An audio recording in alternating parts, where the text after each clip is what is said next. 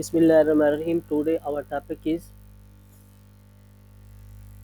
Angle. अब angle क्या चीज़ है, अब हम इस चीज़ के बारे में पढ़ते हैं। उस दिन हमने रे पढ़ा था। अब रे को समझने के लिए सबसे पहले आपको एंगल को समझने के लिए रे के बारे में जानना बहुत ही इंपॉर्टेंट है, और रे का लेक्चर मैं उसका लिंक डिस्क्रिप्शन में दे दूँगा। अब एंगल क्या होता है?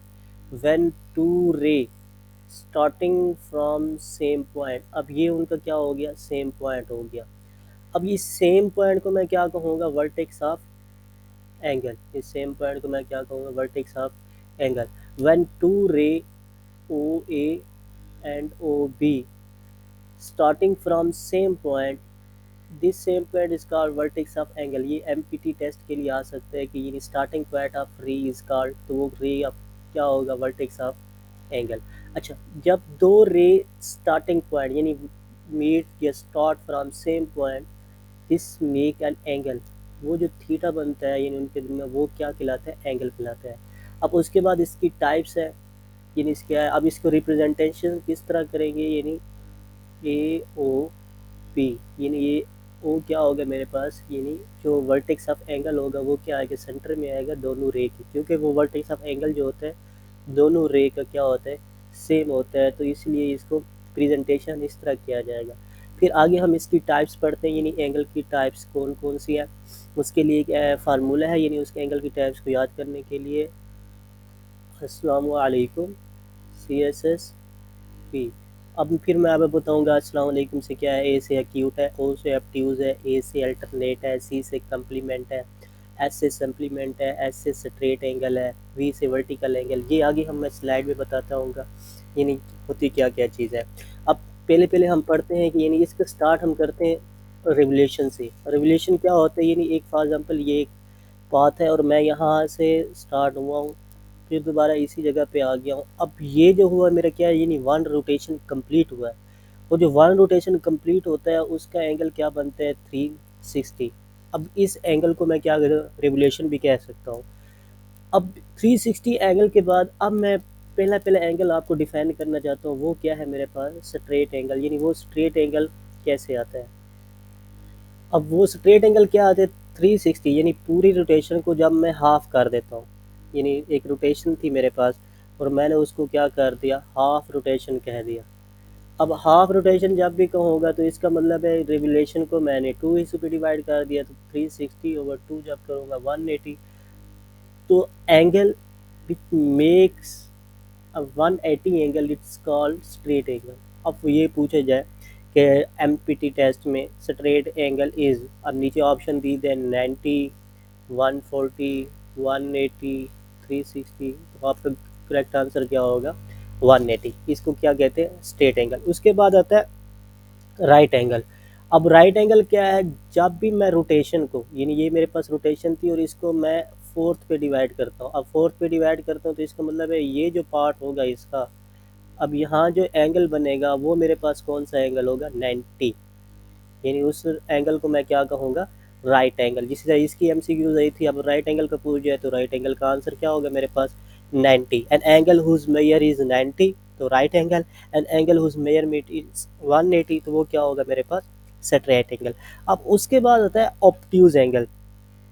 अब ऑब्ट्यूज क्या है? जो इन दोनों के दरमियान में है, यानी ऐसा एंगल जो इन दोनों के दरमियान में है।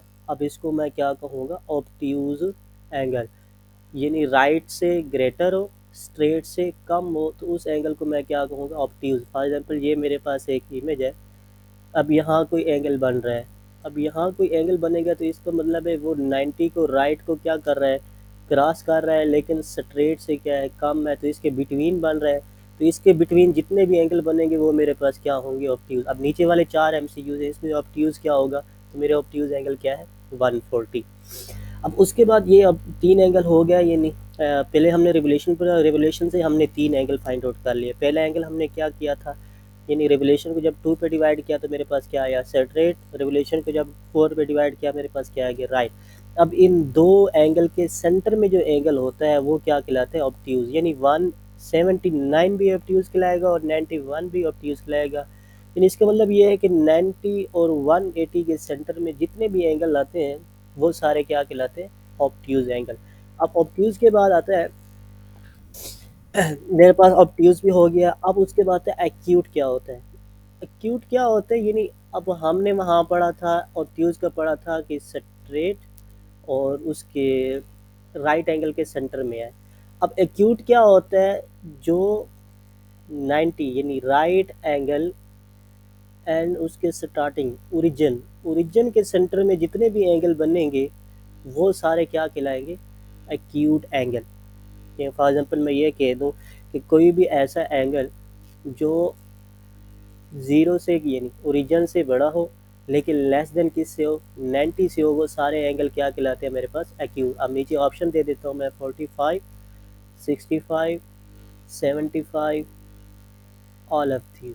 तो इसमें क्या है, ये भी 90 और एक ज़ीरो के सेंटर में है, ये भी, तो इसका ऑप्शन क्या होगा, ऑल ऑफ दीज। अगर मैं और ऑप्शन दे देता हूँ कि which is a acute angle, और ऑप्शन दे देता हूँ 90, 180, 270, 360, 65। तो अब ये मेरे पास क्या हो गया, राइट एंगल हो गया, ये क्या हो गया, स्ट्रेट एंगल हो गया। अब ये क्या हो गया, रेवोल्यूशन कंप्लीट होगी। अब ये एंगल है जो मेरे पास कौन सा एंगल बन रहा है, एक्यूट एंगल बन रहा है। अब ये मेरे 3-4 एंगल थे। उसके बाद अब इसका जो हर्जत है वो होता है वर्टिकल एंगल। यानी अब इसमें क्या सीन आ रहा है, यानी कोई भी दो एंगल आपस में इंटरसेक्ट कर रहे हैं तो उसको क्या होगी, यानी रे होगी, और रे जब इंटरसेक्ट करेंगी दो एक दूसरे को तो फिर कौन से एंगल बनते हैं, उसको कहते हैं हम वर्टिकल एंगल। अब वर्टिकल क्या है, यानी कोई एक स्ट्रेट लाइन जा रही है।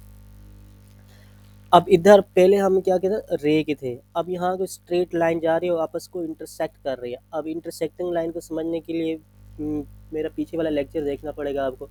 अब ये दो लाइनें हैं आपस में इंटरसेक्ट कर रही हैं।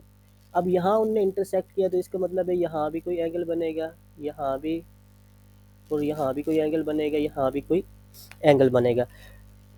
अब टू एंगल है, अपोजिट साइड पे दो इनके एंगल बनेंगे। एक फॉर एग्जांपल इधर मैं लिख दूँ ए, इधर भी कोई एंगल बनेगा ए, इधर बी एंड इधर भी बी। अब एक अपोजिट साइड पे, यानी इस एंगल के अपोजिट साइड और इस एंगल के अपोजिट साइड पे क्या बनते हैं, दो एंगल बनते हो आपस में, क्या होते दोनों ये क्या होते हैं, सेम होते हैं। फॉर एग्जांपल मैं यहाँ एक लाइन क्रॉस कराता हूँ और यहाँ मैं लिखता हूँ कि इसका एंगल है 140। अब इसका क्या हो गया 37, और इसका फिर क्या हो गया 37, इसका क्या होगा 143। अब दो जो एंगल बना रहे हैं वो कौन कौन से हैं, 140, 30 एंड 370। अब अगर एमसीक्यूज में ये आ जाए, एमपीटी टेस्ट में आपको एक वर्टिकल लाइन दे दे और ये कह दे कि इसका है फॉर एग्जांपल 43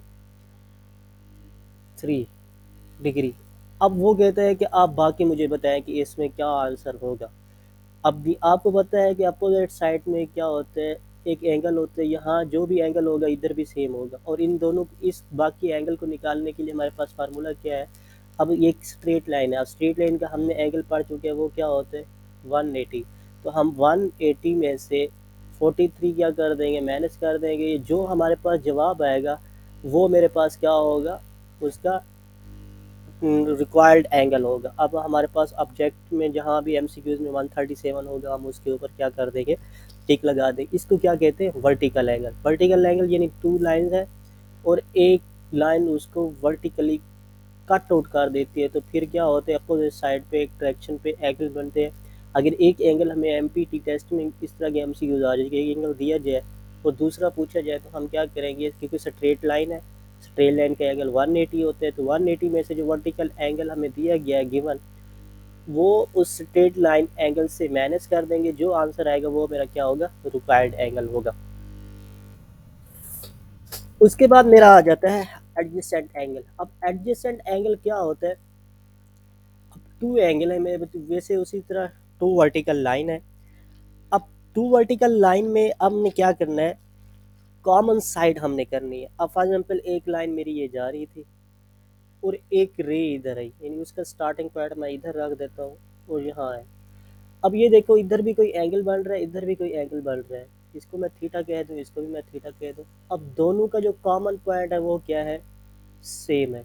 अब दोनों का कॉमन पॉइंट सेम है और एंगल बन कहाँ रहा है, स्ट्रेट लाइन के ऊपर बन रहा है। तो इसके हम अगर डेफिनेशन की बात करें तो क्या होगी, two angle that share a common side, यानी अब दो एंगल है, उन्होंने आपस में एक शेयर कर दी कॉमन साइड, उसको क्या कहेंगे हम, एडजेसेंट एंगल। अब एडजेसेंट एंगल में भी उसी तरह वर्टिकल लाइन की तरह होगी। अगर एक एंगल दिया है, फॉर एग्जांपल मैं कहता हूँ ये 150 है, वो कहता है कि सेकंड एंगल फाइंड आउट करो, तो सेकंड एंड फाइंड आउट किस तरह करोगे, ये अब कौन सी लाइन है मेरे पास, स्ट्रेट लाइन है। अब स्ट्रेट लाइन का हमने पढ़ चुका है कि उसका एंगल कितना होता है, 180। अब 180 है, हमें 150 दिया गया है गिवन, तो रिक्वायर्ड एंगल जो होगा वो मेरे पास क्या होगा, हम गिवन को माइनस करेंगे, जो 30 एंगल मेरे पास बचेगा वो मेरे पास कौन सा एंगल होगा, रिक्वायर्ड होगा। ये एमपीटी टेस्ट के लिए बहुत ही इंपॉर्टेंट है, ये एंगल एंगल को समझना कि एंगल ये कौन सा एंगल है। अगर ये भी कह सकते हैं कि अगर one angle is a 150, the other angle is 30, both angle have same starting point या both angle share the common point, this angle is called, और नीचे ऑप्शन दे दे adjacent angle, फिर कह दे acute angle, फिर कह दे obtuse angle, फिर कह दे straight angle, तो आपने कौन सा लगाना है, adjacent। यानी इनकी डेफिनेशन पे यानी हमने ये पता चल जाए कि यानी कौन से एंगल होते हैं जो आपस में शेयर करते हैं कॉमन पॉइंट को। उसके बाद आ जाता है हमारे पास, अब एडजेसेंट हो गया, एडजेसेंट के बाद हो जाता है कॉम्प्लीमेंट्री एंड सप्लीमेंट्री। अब कॉम्प्लीमेंट्री सप्लीमेंट्री सेम एक है, जस्ट एक ही कंसेप्ट आपको समझना है। अब कॉम्प्लीमेंट्री क्या होता है और सप्लीमेंट्री क्या होता है, दोनों का कंसेप्ट सेम ही है, जस्ट एंगल का डिफरेंस है। एक साइड पे मैं कम्प्लीमेंट लिख देता हूँ, एक साइड पे मैं लिख देता हूँ सप्लीमेंट्री। अब कम्प्लीमेंट्री एंड सप्लीमेंट्री में फ़र्क क्या है, कम्प्लीमेंट्री जो होते हैं दो एंगल्स होंगे। अब फॉर एग्जांपल मैं यहाँ एक रो बना देता हूँ और यहाँ एक एंगल बना देता हूँ। अब सबसे पहले तो मुझे ये पता चल गया कि ये एंगल कौन सा, ये ऑब्ट्यूज़ है। क्यों ऑब्ट्यूज़ है, क्योंकि ये 0 एंड 90 के सेंटर में है। 0 एंड 90 के सेंटर में जो भी एंगल होगा ऑब्ट्यूज़ होगा। अब एक एंगल ये बन रहा है और एक एंगल ये बन रहा है। फॉर एग्जांपल इधर मैं एंगल का नाम दे देता हूँ 30। अब कम्प्लीमेंट्री एंगल का क्या है, यानी दो एंगल जब होंगे, measurement of angle A plus measurement of angle B equal to 90, तो वो मेरे पास कौन से होंगे, कम्प्लीमेंट्री एंगल। अब आपको एमसीक्यूज में ये आ जाए, when angle are complementary, if angle 1 is a 30 degree, what would be the angle B या एंगल सेकंड। तो एंगल सेकंड क्या होगा, आपने कम्प्लीमेंट्री में हमने पढ़ा दोनों का सम क्या होता है 90, तो हम क्या कर देंगे 90 में से 30 को माइनस कर देंगे, 60 आंसर आई, तो हम कहेंगे the next angle the required angle is 60। अब सप्लीमेंट्री में क्या होते हैं, सप्लीमेंट्री में क्या होते हैं, दो एंगल्स होंगे। अब उन एंगल का जो सम होगा, अब उधर था 90 लेकिन सप्लीमेंट्री में उसके एंगल क्या होगा 180। अब इसकी मैं एग्जांपल देता हूँ। फॉर एग्जांपल ये मेरे पास स्ट्रेट लाइन है, अब ये मेरे पास कोई एक वर्टिकल लाइन थी। अब इधर एंगल बन रहा है फॉर एग्जांपल 120 का। अब वो कहते हैं कि ये वाला एंगल आपने फाइंड आउट करना है। अब दोनों एंगल क्या है हमारे पास, सप्लीमेंट्री है। सप्लीमेंट्री एंगल में उनका सम क्या बनता है 180 एंड कम्प्लीमेंट्री में उसके एंगल का सम क्या बनता है 90, बाकी एंगल वही है। अब इसको मैं क्या कह सकता हूँ, ऑब्ट्यूज एंगल। ऑब्ट्यूज क्यों है कि 90 एंड 180 के सेंटर में। इधर क्या था एक्यूट एंगल, कम्प्लीमेंट्री में एक्यूट इम्पैक्ट करता है, डिपेंडेंट होता है, और इधर क्या होता है ऑब्ट्यूज।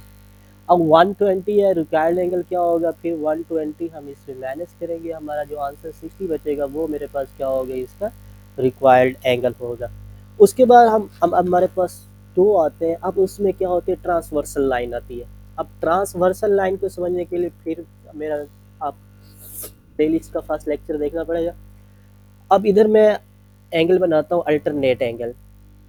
अब ये दोनों, ये एंगल है, ये दो लाइंस है, पैरेलल लाइंस है। हाँ, पैरेलल लाइन का भी लेक्चर मैंने पीछे दिया था। अब पैरेलल लाइंस है और एक ट्रांसवर्सल लाइन इनको कट आउट करती है। अब इसको क्या कहूँगा, ट्रांसवर्सल लाइन।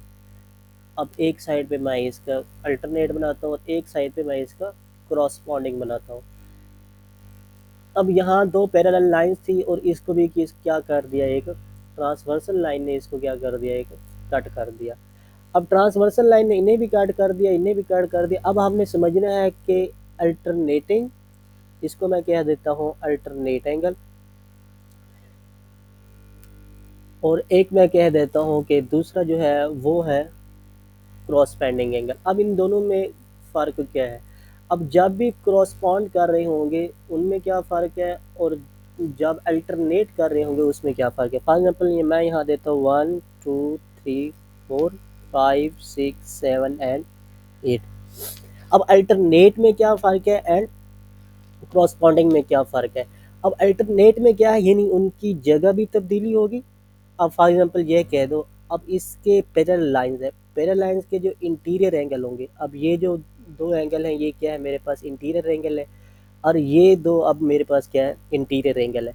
अब अल्टरनेटिंग एंगल में क्या होगी, अब जो थ्री एंगल होगा वो किसके इक्वल होगा, सिक्स के। अब अल्टरनेटिंग की बात हो रही है, इंटीरियर एंगल के इक्वल होंगे, लेकिन अल्टरनेट हो जाएंगे, तब्दील हो जाएंगे, थ्री सिक्स को चला जाएगा, तो इसी तरह फोर एंगल जो होगा वो किसको चला जाएगा, फाइव को।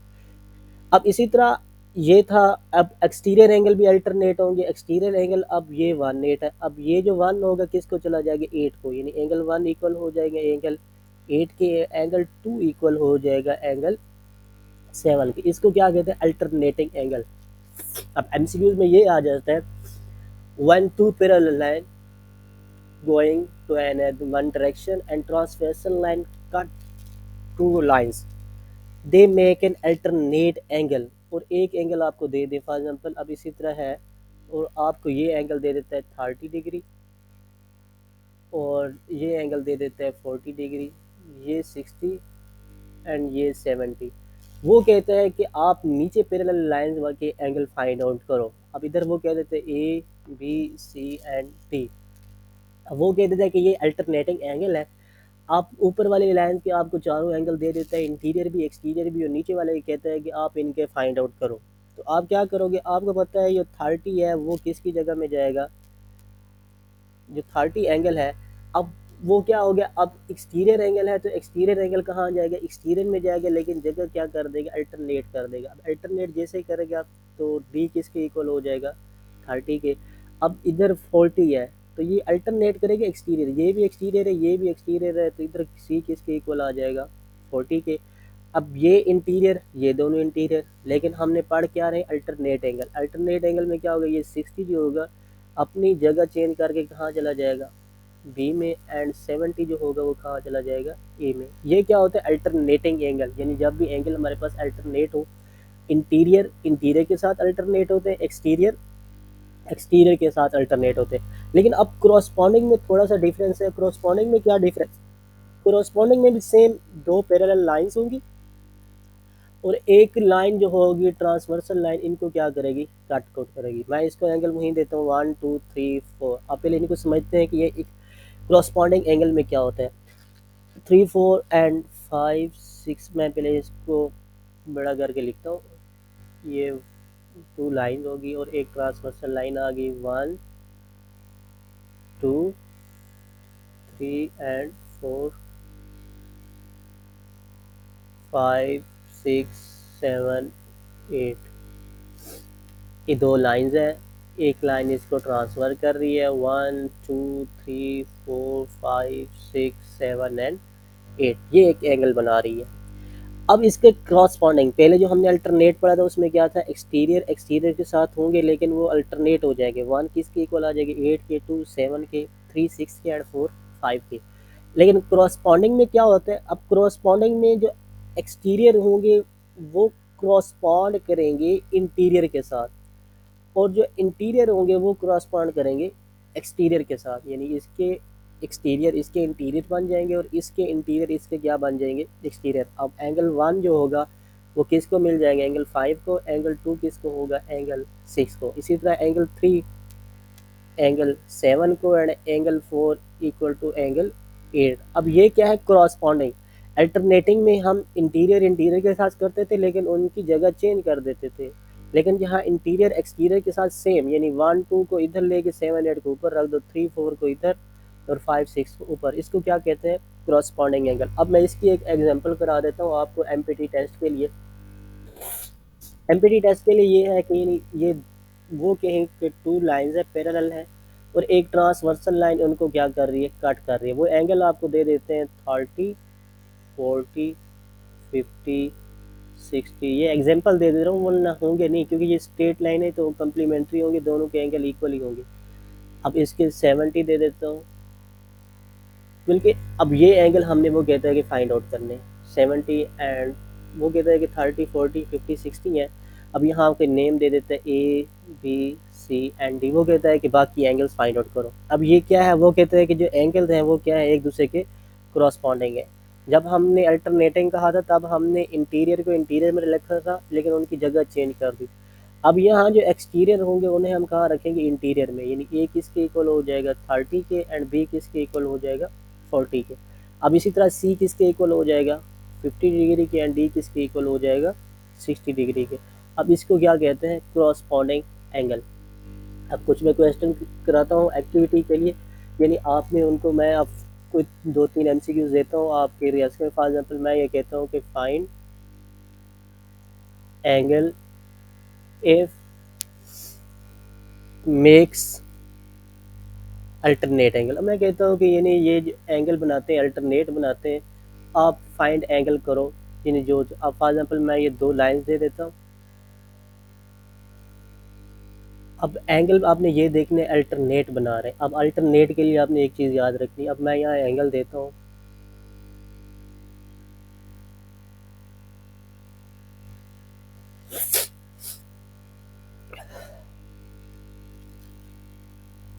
अब मैं कहता हूँ कि बाकी एंगल आप ए बी सी डी ये फाइंड आउट करो।